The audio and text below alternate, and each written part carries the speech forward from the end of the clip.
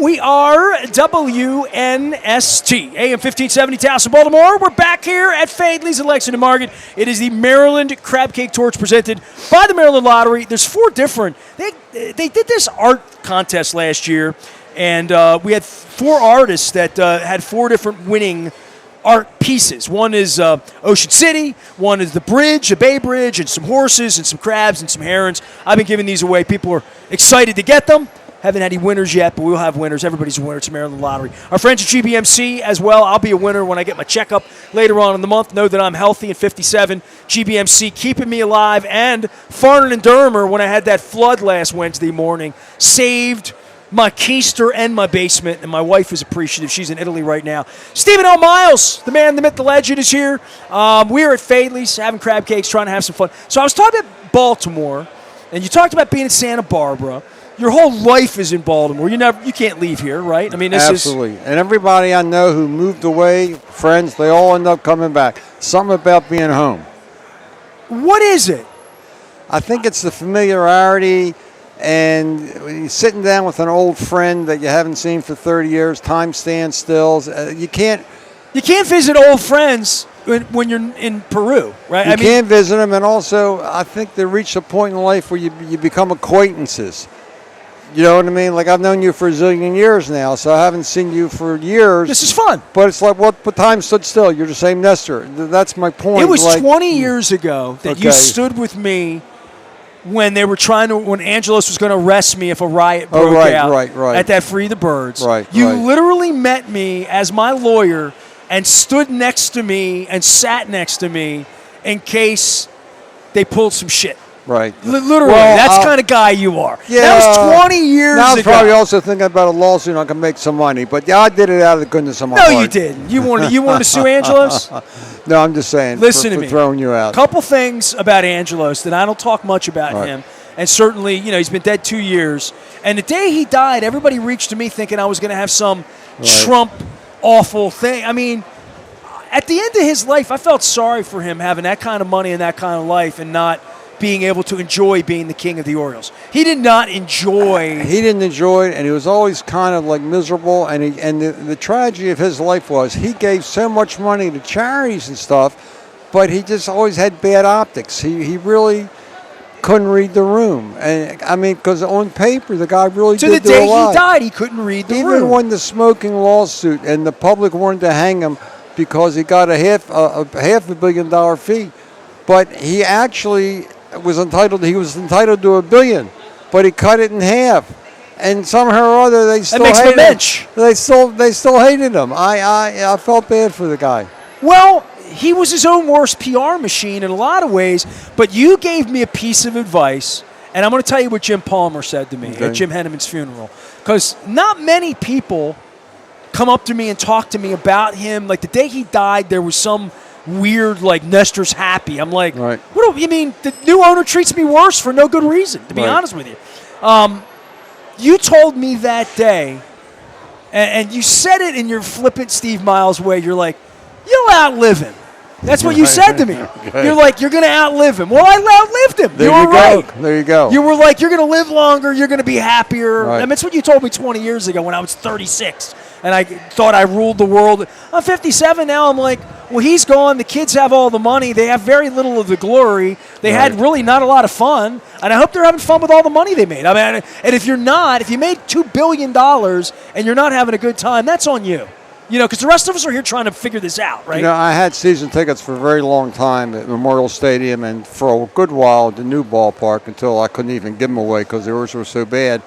But did you know in Memorial Stadium, at that time, if you got a box, they actually had a box with a rail around it with four seats. It was a metal rail. I had the only corporate sign that wasn't the name of my company, and they allowed it. It was the SLM Ornithological Society. And I have a great picture of the last game of that. That was your LLC? That bought the tickets. Oh, I just made put it on there. Yeah, and they let me do it. But you didn't want Stephen L. Miles' name on your box. Well, I wanted to be ornithological because SLM, it said that's SLM Ornithological Society because we are bird watching. And I've got a picture in my house the last day It was me, my good friend Eddie Pine, and Gary Williams were there. And I got the tickets framed. Fourth row behind the visitors' dugout. Fourth row. That was the first base side then. $11 a ticket. Could you imagine? $11. Well, listen, I don't mind them turning a buck or Alonzo. I don't even mind them charging $20 for a beer. It does go back to, like, where's the accountability? They've taken $600 million. They've thrown the press box, moved that out for this Truist club. They think people are getting $500 a game to go down there. You've lived here a long time. You know a lot of rich people, the rich people in the city, the few that there are. Who are their customers? You know what I mean? All of our lives, the customers were you when you were a poor kid working for Uncle Jack over at Luskin's in East Point. Me and my dad getting a senior ticket and me getting a kid ticket and going out and sitting in the bleachers, the gold bleachers in left field for $1.50. That's why we went to the game a lot, because it was affordable. We felt welcomed. It felt like a place, black, white, young, old. It was non-denominational going to a ball game. We could all love the Orioles. They've classed it out, and I think Camden Yards started that with the wine and cheesers coming up from D.C. and the Northrop Grumman's buying the boxes. That started it, and of course the NFL football tickets now are just so expensive for people. But it's a good point. My wife has a girlfriend.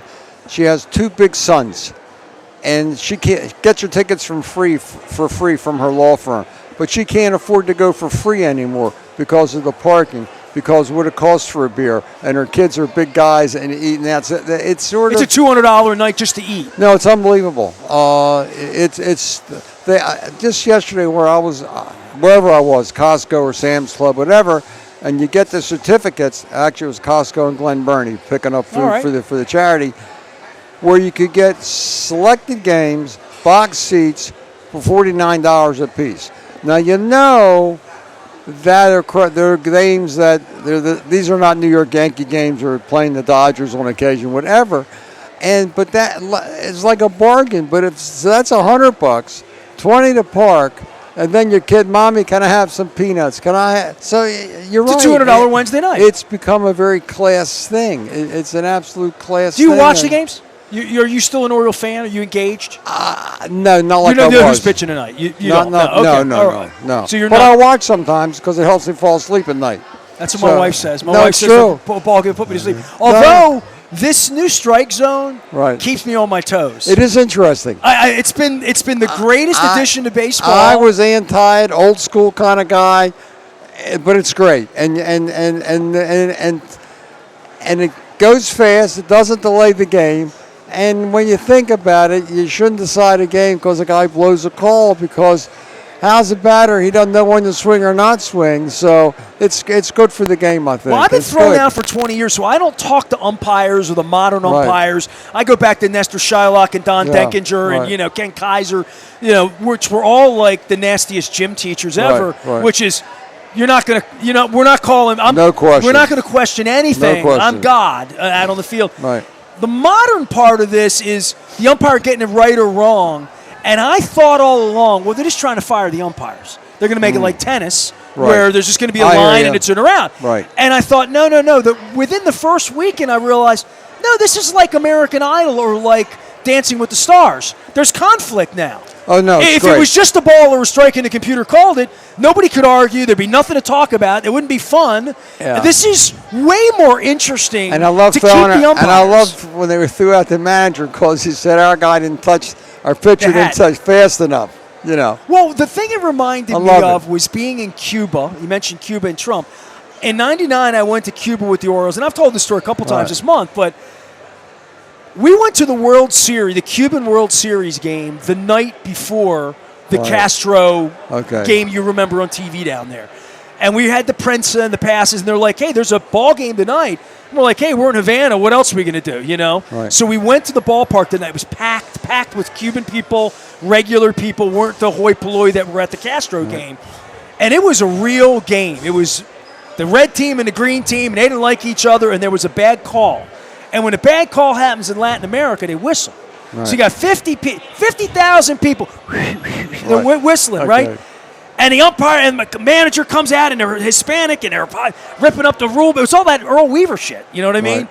And I'm like, yeah, I remember that 30 years later. And I'm like, well, if you can't argue balls and strikes, you take away all of that conflict that creates, I don't want to see a fight on the field, Right. but whatever Lou Piniella and Tommy Lasorda and Right. Earl Weaver did, what Albernez did on Sunday, yelling balls, drinks. Right. I think there's a part of baseball that's going to celebrate that conflict in the Right. way they're celebrating the Latin guys bat dropping now. That's okay. Right, You don't get right. you don't get Bob Gibson or Drysdale throwing at your chin anymore. Right. I think the modern game is going to have to be, for your grandkids and my grandkids, my kid doesn't care, more theatrical.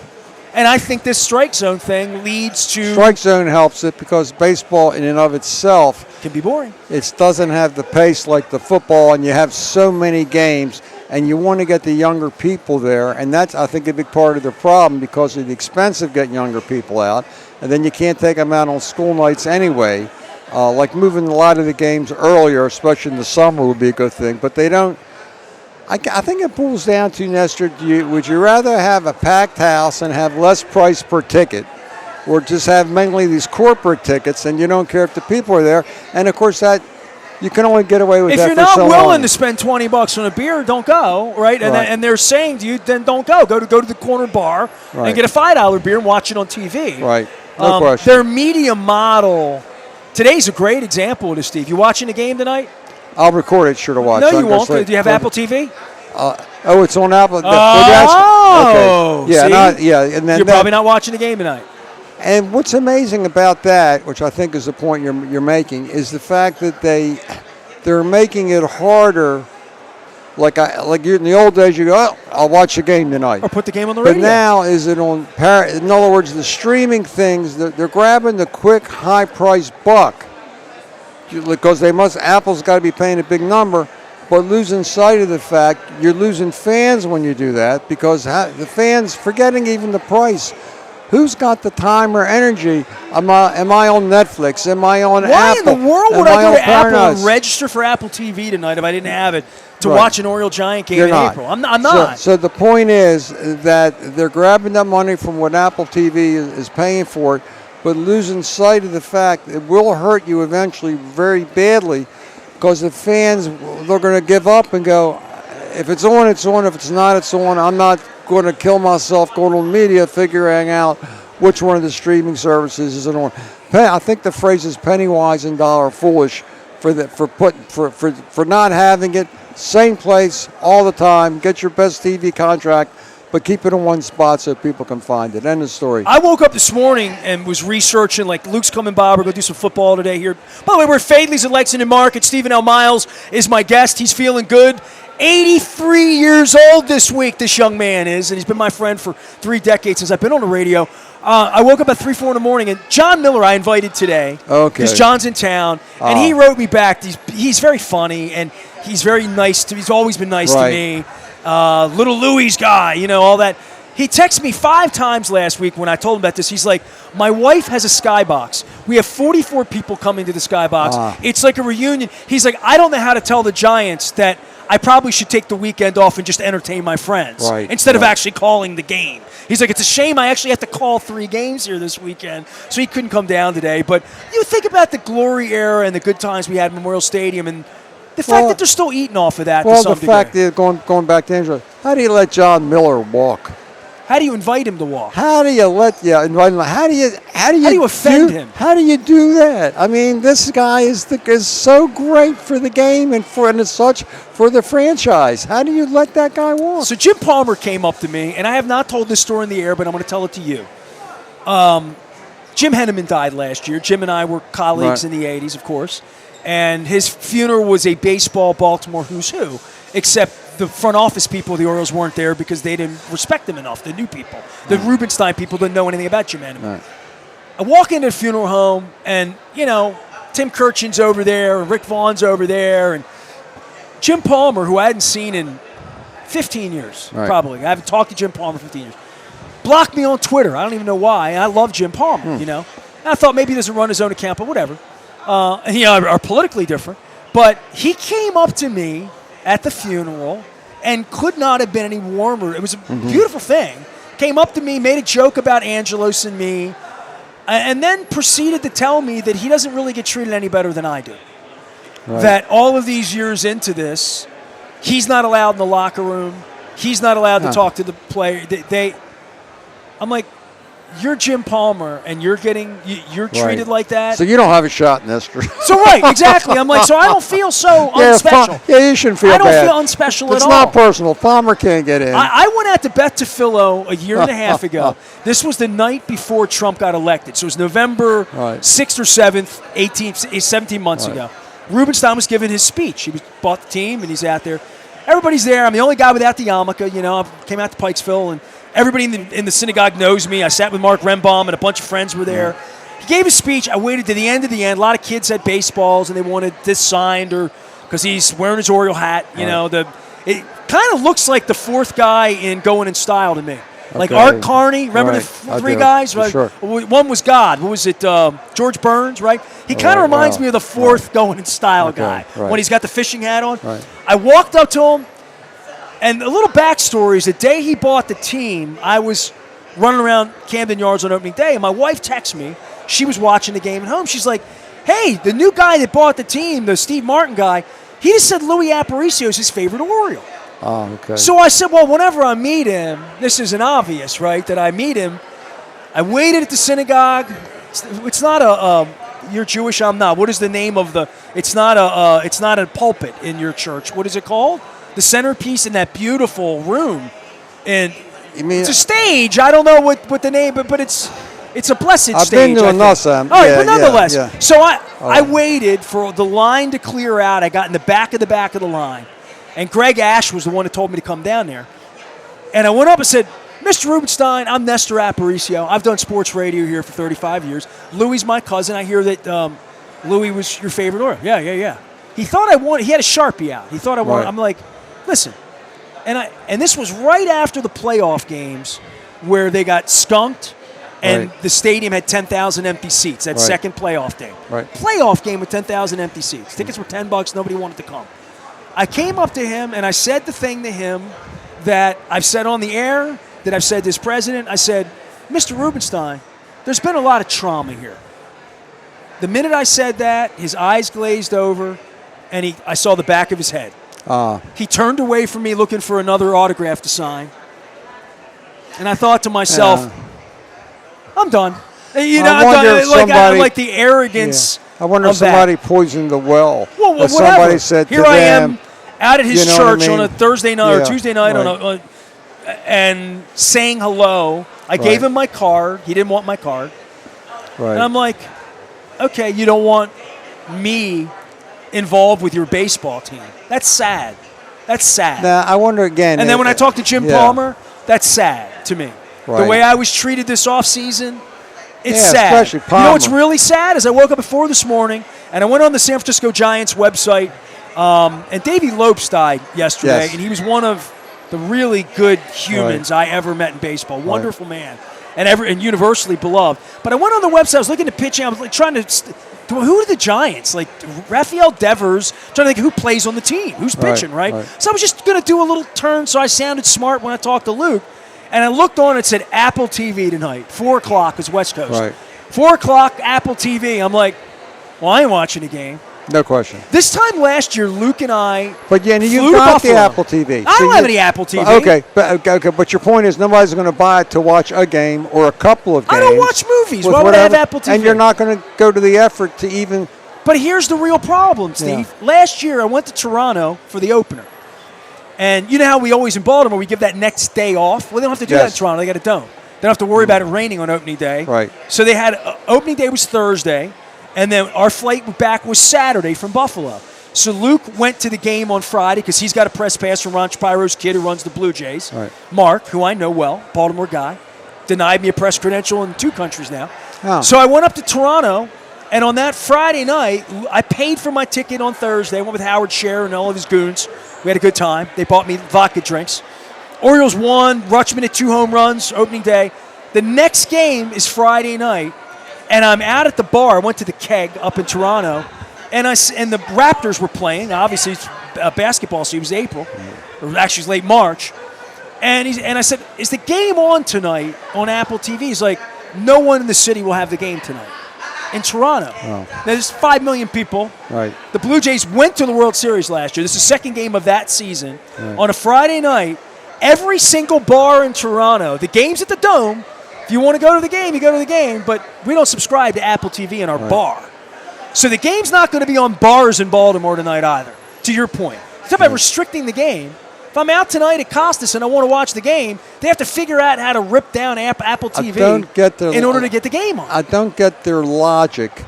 So I'm assuming that Apple TV has put out a big number. To Major League Baseball. But how they don't say to one another, but here's they can give you 25 negative reasons to do that and not one positive outside of that quick buck. How can it be a good idea I mean? that the game's not on television tonight?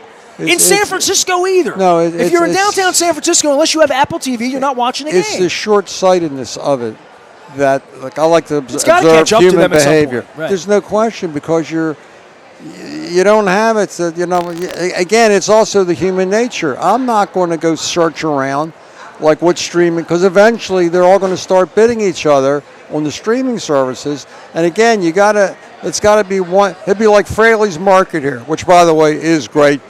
It takes me back to my law school days. Faidley's got the same sign, man. No, it's the greatest. It's the greatest. How many times I was here during law school because it's right up from the law school. And it'd be like if Faidley's had a different location every day, people would stop coming because they're going, truck. Where are they? Are they on Howard Street today? Are they on East Monument today? They go, forget it. Let's go. We'll go to Starbucks. It's right across from law school. It's there every day. We'll do that. So that's the astonishing thing that it is so stupid. Well, you're a marketing genius in your day. Stephen L. Miles is our guest. The reason anybody even knows who you are is you took 10%, 20%, 40% of your original budget and gave it to Channel 13, 11, and 2 to put your Let's Talk About It. It was I don't even know.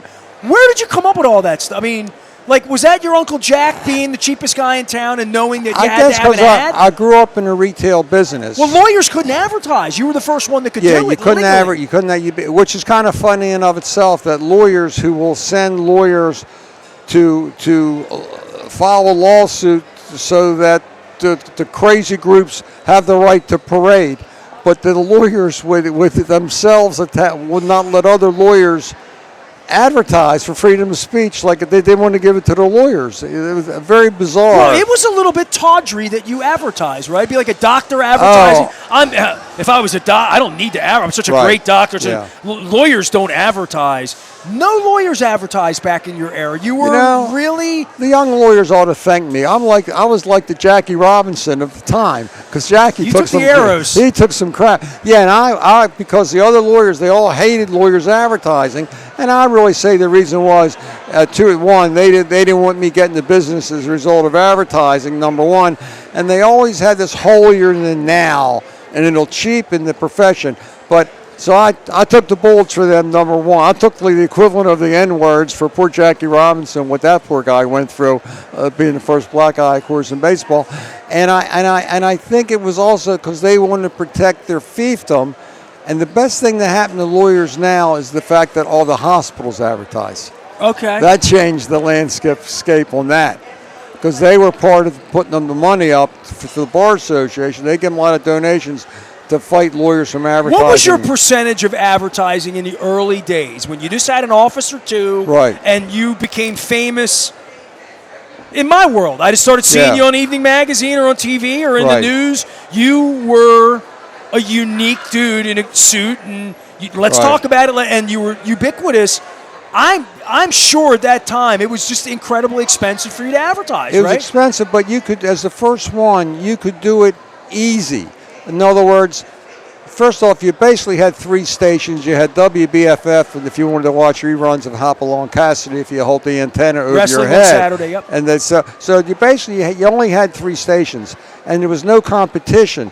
So you could start off slow, and then when I saw it working the first day, then I started to pour more. Yeah, and I started to pour money into it. Nowadays, a young guy coming out, they got to have a strong bankroll to get to advertise because it's so bifurcated advertising that it's the best thing that ever happened to buses, best thing to the billboard guys. I mean, it's made them a fortune because you got to do alternative because you can't reach it like I could. And what I would do is 1 month I'd give all the money to Channel 2, WMAR. Another month I'd give it all because that way you pick up everybody. But again, you had a strategy. That was no question. I was always involved either with Luskins and my uncles had car dealerships, Berger Motors at the time. Sure. And I did a lot of stuff for them, so I knew about marketing and advertising. But it was easier. That was a good thing as I look back that you could do it slow and easy, and then once you started seeing it's working, then you could go for it like much faster than normal. In other words, how much of my paycheck do I want to put towards this? But it started working right away. It was the greatest thing ever. Advertising, imagine that, everybody. Yeah. You can do that. My friends at Farnan and Durham advertise with me, GBMC, and our friends at the Maryland Lottery. Look, I brought you down here not to run you ragged, not to talk about. I brought you down here to have a crab cake, and you got me that dinosaur barbecue book 25 years ago in Syracuse. Right. I still get barbecue when I'm up there. Yeah, I remember that. And I am grateful to you. Luke's here now, so I'm going to get you a crab cake. Hey, Mr. Luke. But yeah. he's a fan of yours, Luke, by the way. Yeah. Last thing because we're Baltimore positive and you don't visit with me much, what do you love about Baltimore? What when you meet someone on an airplane and meet somebody in Santa Barbara and they shit on Baltimore or why or this or that, you're like, look, 83 years as of this week, birthday crab cake for Steve. You're still here. You could be anywhere. You could have lived. You could just decide to go to California, Florida, wherever you want to go. When people ask you what's great about Baltimore, what do you say other than Faidley's crab cakes? I think it's an easy city. Number one, I like logistically. It's so easy to get around. You can live 25 minutes out of Baltimore and have 25 acres if you wanted. It's really, you don't have to get on a train or drive for 2 hours. And it's just home. I know a lot of rich guys that move away from Baltimore. They all come back. It's the familiarity of it. And I actually find Baltimore to be a friendly town. I really do. I agree with that. And it's, you're right. I kind of started with The Wire, which was actually pretty accurate at the time. But it's created this negative thing. But, yeah, it's Baltimore. Look, it's a blue-collar town, and it is what it is, so to speak. And I think everything kind of gets blown out of proportion. And it's a problem, Look, we're in Faidley's right now. We're Lexington Market. 150 people in here. People Place lining back, up. lined Orioles, up. Luke's got his ball cap on. He's ready to go. And this is the way it's supposed to be. I mean, for me. No question. They redid the market. It's beautiful down here. We want to welcome everybody to come down. Let me give you credit for the Baltimore. By the way, Foreign Dermer, and I have no connection now. They took care of all my properties when I practiced See that, law. Zach? And the old man, they were really terrific people. But the population from years ago when I started practicing law was over 1 million. Now you're down to 500,000, and you have a small tax base. I don't know what you do about that, but that's the big part, the problem with it. And the tragedy of it is because there's so many people walking around here. And this actually would be a great ad on TV for the Lexington market. Like, there are people here. Bringing out a soft crab sandwich here. We got oysters. No, it's a great. I got to get you a crab cake. Stephen L. Miles, we talked about it like we always do. He's got nothing to plug. He's not coming for the injury case. He's in semi-retirement. He doesn't even golf. How's Gary Williams doing? I know you're Gary's doing great. Good. He's got a good life. Is he happy? I think he's happy. God, he never strike. He can't tell. I think he's got a great wife, great family, and Gary, your name on the court. So just tell him he should be happy. I remember when he won the national championship. He came out to Art Donovan's place in the Terps. You might have been there that night. All the Terps. Right. Oh my God, we finally won. Gary came out 2 weeks after he won. Rah, rah, rah. I'm like, Gary, you just take the chip off the shoulder. Your name's on the court. He was never happy in my presence. He's actually a pretty warm guy with a great sense of humor. I hear you, but he's very happy. He's written me beautiful notes over years. He's got a great wife. They have a great marriage. I leave him alone. He tells me to call his PR guy. I'm like, I ain't calling your PR guy. Right. I can't call you, then we ain't doing it. Right. I call your PR guy. I didn't even call your wife. I am the PR guy. Well, I know. That's why you're here. Stephen L. Miles, my guest. All are brought to you by the Maryland Lottery. I do. Finally, John Martin, I want you to see. I have the new scratch-offs. There's 4 different kinds. I don't know whether to hold the horse up or the boardwalk or the bridges or the birds or the crabs. We're at Faidley's at Lexington Market. Luke and I are going to talk fashion. I brought my Orioles throwback jersey, and I want you to explain to me how these throw-up jerseys, these City Connects, could possibly be better than a proper Doug DeCinces throwback from 79. Back for more from Faidley's. My friend Stephen L. Miles. We're also going to have Shana Hernandez down from the markets. We're going to talk about all the markets in the city, including Cross Street, Hollins, all of them. Fells Point, I want to leave that one out. Back for more from Faidley's right after this.